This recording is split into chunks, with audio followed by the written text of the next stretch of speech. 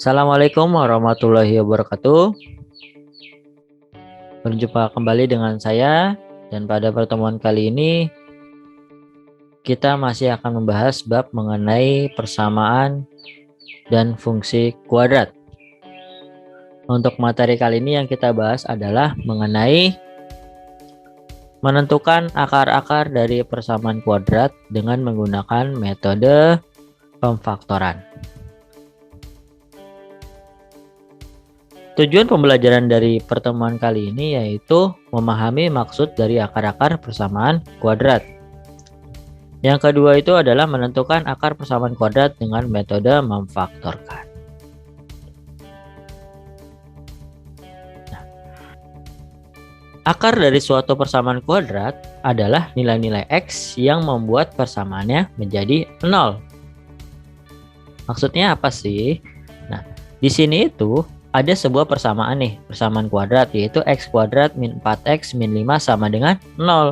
Nah, akar-akarnya itu adalah dimana dia nilainya nanti yang menggantikan nilai x gitu. Sehingga kalau dihasilkan persamaan di sini menghasilkan nilainya 0 gitu. Nah, berarti berapa sih akar-akar persamaan kuadrat dari x kuadrat min 4x min 5? Ternyata akar-akar persamaan kuadratnya itu adalah berapa yuk? Berapa akar-akar persamaan dari x kuadrat min 4x min 5?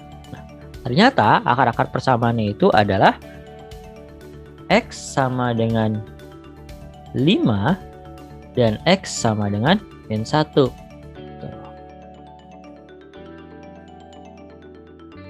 Coba kita buktikan. Cara pembuktiannya adalah kita substitusi X ini ke dalam persamaan di sini. Jadinya adalah di sini jadi 5 pangkat 2 dikurang 4 dikali 5 dikurang 5 sama dengan 0. 5 kuadrat itu adalah 25 dikurang 20 dikurang 5 sama dengan 0. 25 dikurang 20 dikurang 5 sama dengan 0. Berarti ini benar nih. Coba kita buktikan yang ini. Yang ini kita masukkan negatif 1 kuadrat dikurang 4 kali negatif 1 dikurang 5 sama dengan 0. Negatif 1 kali negatif 1 itu hasilnya 1. Min 4 kali min 1 hasilnya adalah positif 4 dikurang 5 sama dengan 1 tambah 4 hasilnya 5. 5 dikurang 5 hasilnya adalah 0 gitu. Sehingga ini juga 0 sama dengan 0 tuh. Nah, jadi akar-akar dari persamaan x kuadrat min 4x min 5 adalah x sama dengan 5 atau x sama dengan negatif 1 gitu.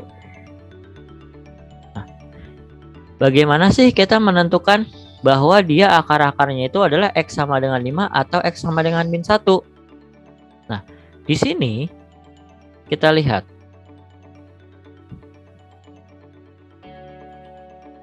Nah, di sini kita lihat untuk menyelesaikan bentuk persamaan kuadrat itu dapat digunakan dengan 3 metode. Yaitu metode pemfaktoran, yang kedua itu adalah metode kuadrat sempurna, dan yang ketiga itu adalah rumus kuadratik atau rumus ABC, atau biasanya bisa disebut juga dengan rumus kecap karena ABC. Nah, yang akan kita bahas pada pertemuan kali ini yaitu adalah dengan metode pemfaktoran gitu. Kita akan menyelesaikan akar-akar persamaan kuadrat itu dengan metode pemfaktoran. Bagaimana sih metode pemfaktoran? Nah, di sini sudah kita lihat kalau bentuk umum persamaan kuadrat itu adalah ax kuadrat ditambah bx ditambah c sama dengan 0. Untuk menggunakan metode pemfaktoran itu kita sediakan di sini adalah ax ditambah titik-titik dikalikan dengan ax ditambah titik-titik. Nah, titik-titiknya ini diisi apa? Titik-titiknya ini diisi adalah bagian dari yang sini nih, yang kotak ini yang saya buat. Jadi dari kotak ini Nanti di sini kan ada angka nih. Di sini ada angka, di sini ada angka. Nah, angka-angka yang ada di sini yang bisa mengisi bagian sini dan bagian sini. Tuh. Nah, untuk mengisi angka-angka yang ada di sini gimana? Kita lihat syaratnya dulu. Gitu. Ini salah ya. Ini harusnya penjumlahan bukan perkalian. Ini saya revisi ya. Ini catatannya begini kalau saya tuliskan. Nah, dua bilangan jika dikalikan hasilnya adalah bilangan A kali C.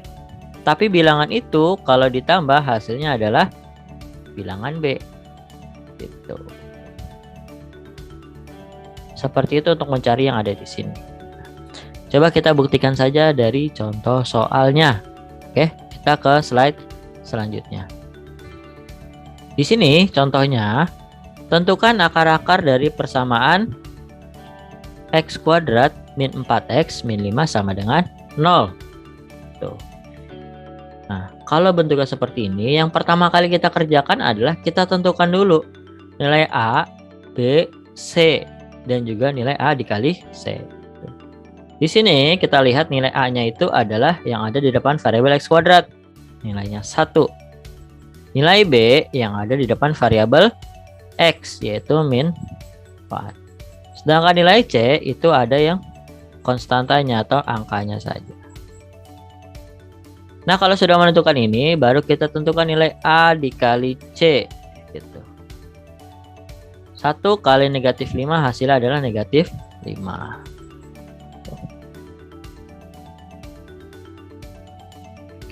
Nah, kalau sudah menentukan ini, cara pertamanya itu adalah kita tentukan yang tadi di bagian catatan atau yang nih. Dua bilangan jika dikalikan itu hasilnya adalah A kali C, yaitu negatif 5. Dan dua bilangan itu kalau ditambah hasilnya adalah nilai B, yaitu negatif 4. Nah, ini saya beri tanda dulu ya.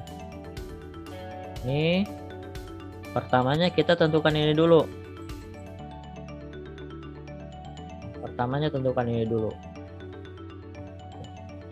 Gimana cara menentukannya?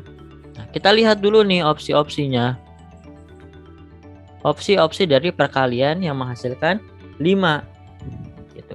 Perkalian yang menghasilkan 5 itu kan hanya 1 dengan 5. 1 dengan 5. Nah, supaya dia bentukan negatif, berarti salah satunya kan harus ada yang negatif nih. Ya kan? Entah satunya atau 5-nya. Gitu. Nah, gimana sih kita bisa menentukan negatif ada di mana? Kita lihat saja di bagian bawahnya sini. Tuh. Kalau bilangan ini dijumlah, hasilnya adalah negatif 4. Tuh. Nah, berarti nentuin negatifnya ada di mana? Tuh. Nentuin negatifnya berarti ada di bagian yang sini. Di angka 5-nya. Tuh. Kenapa? Karena 1 dikali negatif 5 hasilnya negatif 5. 1 ditambah negatif 5 hasilnya adalah negatif 4. Karena anggap aja gini. Kita punya uang 1.000, tapi kita jajannya adalah 5.000 gitu. Berarti kan kita berhutang 4 kan? Seperti itu, ya. Jadi sudah paham ya cara menentukan gimana dia perkaliannya dan juga gimana dia penjumlahannya. Ya. Nah, sekarang kita ke tahap kedua. Tuh. Kalau misalnya kita sudah mendapatkan hasil dari ini, kita masukkan ke dalam rumusnya. Apa tadi rumusnya? Rumusnya itu adalah AX ditambah titik-titik dikalikan dengan AX ditambah titik-titik sama dengan 0. Tuh. Nah, AX, kita lihat nilai A-nya itu adalah 1. Karena 1 berarti kita tulis X saja. Jadi X ditambah titik-titik pertama berapa? Kita lihat di sini. Oh, di sini 1. Gitu. Nah, titik-titik kedua di sebelah sini adalah negatif 5. Tuh, sama dengan. Nah, untuk menentukan 1 atau negatif 5 aja yang ada di depan, itu tidak ada masalah ya. Karena semuanya sama saja. Hasilnya bakalan sama. Tuh. Nah, lanjut. Di sini berarti kan X tambah 1. X positif sama negatif jadi negatif ya. Sama dengan 0. Tuh. Nah, cara pengerjaannya gimana untuk menentukan akar-akarnya? Kalau bentuknya sudah seperti ini. Kalau sudah seperti ini, berarti dia kesimpulannya di sini adalah X tambah 1 sama dengan 0. Gitu. Kenapa? Karena di sini persamaannya adalah X tambah 1 dikalikan X min 5 sama dengan 0. Nah, untuk menentukan akar-akarnya berarti ini kita pisah nih. Tuh, jadi X tambah 1 sama dengan 0 atau X dikurang 5 sama dengan 0. Nah, ini positif satunya kita pindah ruaskan dari positif ke sebelah kanan menjadi negatif. Tuh. Atau kalau yang ini negatif 5 pindah ruas menjadi positif. Jadi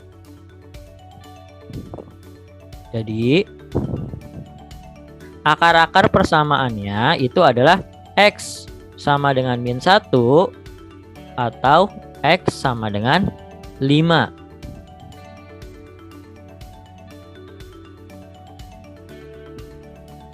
Nah, kita lihat di sini. Nah, seperti itu cara pengerjaannya. Tuh. Kata kuncinya untuk mengerjakan ini adalah di bagian yang pertama ini. Gitu. Jadi kita harus tahu nih perkaliannya berapa dan juga penjumlahannya berapa. Karena kalau sudah tahu di sini, kita cuma tinggal ganti doang nih angka-angka yang ada di sininya. Oke, kita lanjut ke contoh berikutnya. Oke, biar kalian punya pandangan lainnya ya. Nah, pada contoh ini, soalnya adalah kita suruh menentukan akar-akar dari persamaan 5x kuadrat min 23x min 10 sama dengan 0. Sama seperti tadi, yang pertama itu adalah kita tentukan nilai A, B, C, dan A kali C-nya. A-nya itu adalah 5, B-nya itu adalah min 23. Tuh, karena A-nya yang di depan variabel X kuadrat ya. Dan C-nya adalah min 10. Nah, sedangkan A dikali C-nya itu adalah 5 kali min 10 itu min 50. Nah, kalau udah seperti ini, nih udah seperti ini, kita buat tabel seperti tadinya. Berapa jika dikalikan itu hasilnya adalah min 50 dan angka berapa jika ditambah hasilnya adalah minus 23.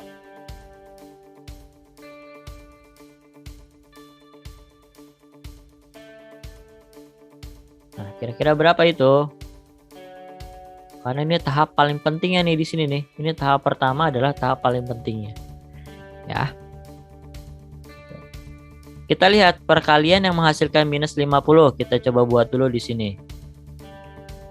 Hasilnya itu adalah misalnya 1 sama 50. 2 sama 25. 3 ada nggak? 4 ada nggak? Ada. 5 sama 10. Tuh. Nah, habis itu nggak ada lagi kan?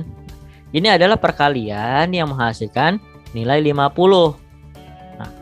Karena di sini adalah negatif 50, berarti kan salah satunya harus punya negatif nih. Nah, tapi kita lihat syarat keduanya. Kalau dua bilangan itu dijumlahkan, hasilnya adalah negatif 23. Tuh. Gimana sih caranya? Karena dia bentukan negatif, berarti kita lihat selisihnya nih. Yang mana yang menghasilkan selisih 23? 1 sama 50 selisih. 1 sama 50 itu selisihnya adalah 49. 2 sama 25 selisihnya adalah 23. 5 sama 10 selisihnya adalah 5. Ingat ya, selisih itu berarti kan pengurangannya atau perbedaannya kan. 50 kurang 1 49. 25 kurang 2 23. 10 kurang 5 adalah 5. Nah, berarti kita lihat selisih yang cocok itu adalah yang di tengah sini kan. Selisih yang cocok adalah di tengah sini. Nah, tapi ada syarat keduanya, yaitu di sini hasilnya adalah negatif 23. Di sininya harus negatif. Berarti antara 2 dengan 25, yang mana yang kita taruh negatif? Gitu kan? Nah, kita lihat di sini. Kalau misalnya minus 2 ditambah 25, tuh, Kamu punya hutang 2.000, kamu bayar 25.000. Berarti kan positif 23. Berarti ini salah kan? Makanya di sini adalah di sini harusnya 2 dikurang dengan 20, hasilnya negatif 20. Yang artinya di sini 2-nya positif, yang negatif adalah 25-nya. Atau bisa kita tulis 2 dikali negatif 25. 2 di sini negatif 25.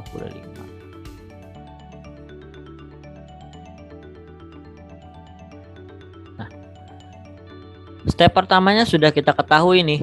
Hal yang paling pentingnya sudah kita ketahui, yaitu di sini ada 2 dengan negatif 25. Gitu. Nah, baru kalau sudah dapat seperti itunya, nah baru kita masukkan ke dalam rumusnya. Ingat, kita kasih pertanda dulu biar nggak pusing. Nah, lihat rumusnya itu adalah AX ditambah titik-titik dikalikan dengan AX ditambah titik-titik sama dengan 0. Nah, kita lihat nilai A-nya di sini adalah 5. Berarti di sini kita buatnya 5X ditambah angka pertamanya, lihat. Oh, dia 2. Nah, lalu di sini tetap 5X ditambah berapa ini? Di sini adalah negatif 25.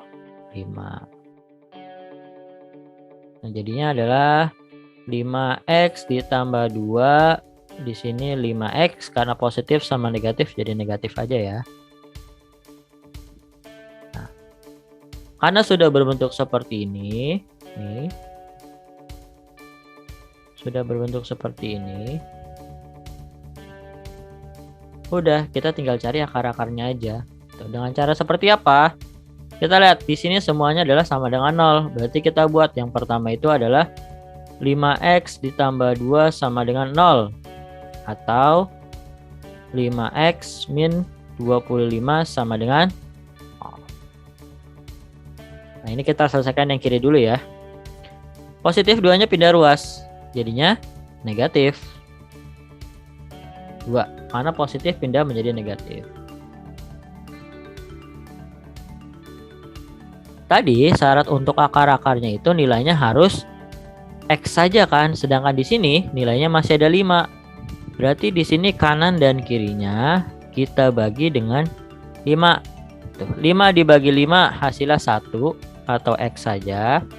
Min 2 dibagi 5 hasilnya adalah min 2 per 5. Itu ya. Ini kita kasih tanda. Nah, di sini adalah 5X negatif 25 kalau pindah ruas. Negatif pindah ruas menjadi lawannya, yaitu positif 25. Tuh. Nah, lagi-lagi di sini X-nya masih punya nilai angka. Sedangkan syaratnya adalah X-nya nggak boleh ada temannya kan. Berarti ini kita bagi juga dengan 5. Kenapa bagi 5? Karena di sini depannya adalah angkanya 5. Kalau depannya angkanya 6, berarti kita baginya dengan 6. 5X dibagi 5 berarti tinggal X. 25 dibagi 5 adalah 5 gitu. Jadi akar-akarnya itu adalah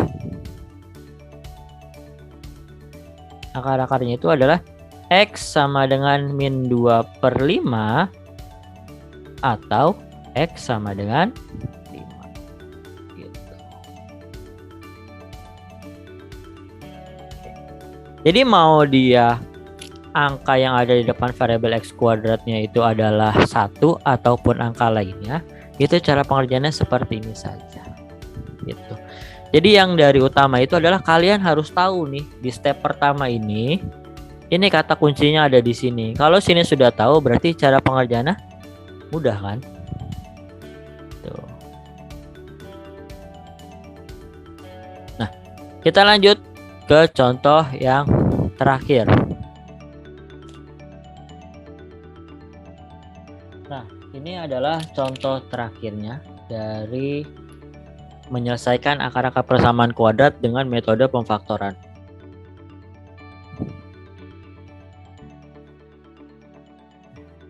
Sama seperti contoh-contoh yang tadi, yang pertama kita tentukan itu adalah nilai A-nya dulu. Tuh. A-nya di sini adalah 1, B-nya di sini adalah 0. Kenapa 0? Karena di sini tidak ada yang variabelnya hanya X. Yang ada X pangkat 2 atau X kuadrat. Gitu. Nah, C-nya di sini adalah min 9. Nah, jadi di sini, nah ini kita bisa lihat A kali C-nya itu adalah 1 kali negatif 9 itu negatif 9. Nah, baru kita bisa masukkan ke step pertamanya, yaitu jika dua bilangan itu dikalikan akan menghasilkan negatif 9. Tapi jika dua bilangan itu ditambah menghasilkan 0. Nah, bilangan berapakah itu? Kira-kira bilangan berapa ya? Coba dipikirin ya.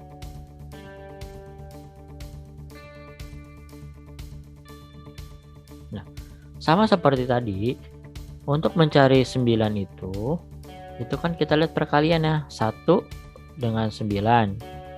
3 dengan 3 kan. Tapi di sini dikatakan bahwa selisihnya harus 0. Berarti kan antara kedua bilangan ini jika dikurangkan hasilnya adalah 0. Gitu. Makanya yang kita gunakan adalah yang bagian 3 dengan 3 gitu. Jadinya di sini 3, di sini juga 3. Ini 3, ini juga 3. Tapi kan 3 tambah 3 sama dengan 6, bukan 0. Berarti salah satunya harus punya nilai negatif. Bisa ya sini.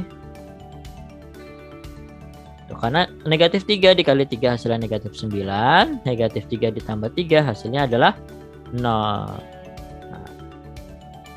kalau misalnya sudah seperti ini, baru kita masukkan ke dalam rumusnya. Rumusnya itu adalah, ingat, AX ditambah sekian, AX ditambah sama dengan 0. Kita lihat angkanya di sini. Di sini angkanya adalah negatif 3 dengan 3. Jadinya di sini adalah hanya 1 ya. Jadi X ditambah negatif 3 di sini adalah X ditambah 3 sama dengan 0. Atau X dikurang 3, di sini X ditambah 3 sama dengan 0.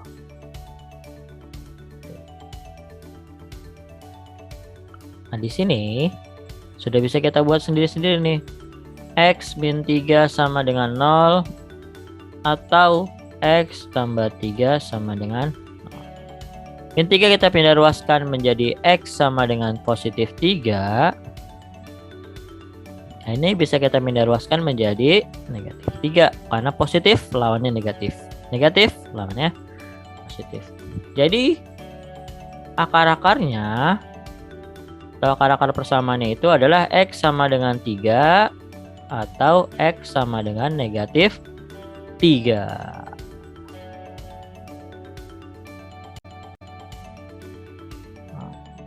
Sampai sini paham ya?